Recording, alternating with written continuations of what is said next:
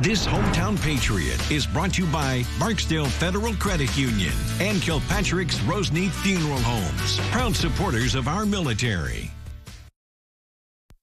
In tonight's Hometown Patriot, we honor the last American soldier killed in the Vietnam War. Rick Rowe brings you the story of John O'Neill Rucker and how the daughter he left behind discovered her father was a war hero.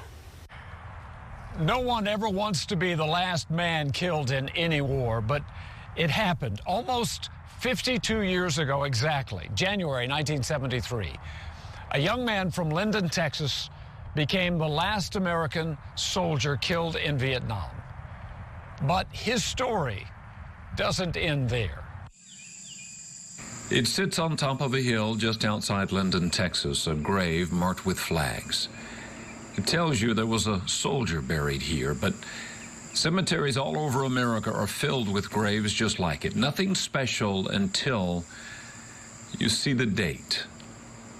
January 27th, 1973. The ceasefire will take effect at 2400 Greenwich Mean Time, January 27, 1973. It was President Nixon. The war would be over in just a few days. And no one wanted that any more than John O'Neill Rucker. He loved to hunt and fish. He loved nature. He was a typical small-town boy from East Texas. When he graduated from Linden High, he joined the Air Force, went to Vietnam. Came home for R&R in December 1972. He went hunting with his daddy. That was their big thing, hunting and fishing. Then there was that last trip to the airport in Shreveport. I just had that strong feeling I'd probably never see him alive again. That's hard.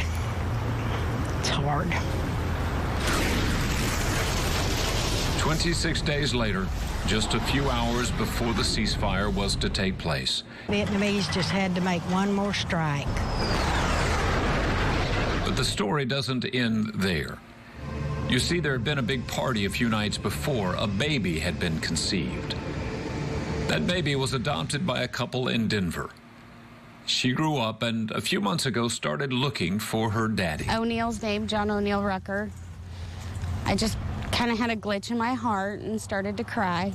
Using DNA testing and genealogy research, Tia, now a 39-year-old nurse with two boys, thought she had found her father. I just knew. I think like a parent knows, I think a child knows too. Her grandmother knew it too. You know, I've always had a feeling that someday somebody was going to come knock on my door and say, "You're my grandmother." This summer, Tia came to Linden, visited her father's grave. That was real hard. Real hard. Then the memorial to her dad in the courthouse square, where we see that date again. John O'Neill Rucker, the last American soldier to die during the Vietnam War. It was very overwhelming emotionally because you are mourning the loss of somebody you never met, but that person's such a big part of who I am. I don't know how to explain to anybody, how can you mourn the loss of somebody you never met? But that's my dad. I will never get to know him now or hear his voice or be hugged by him, but I will one day.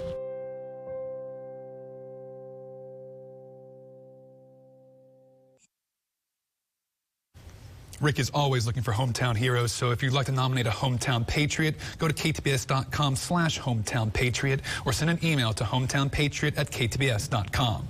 Well, the groundhog predicts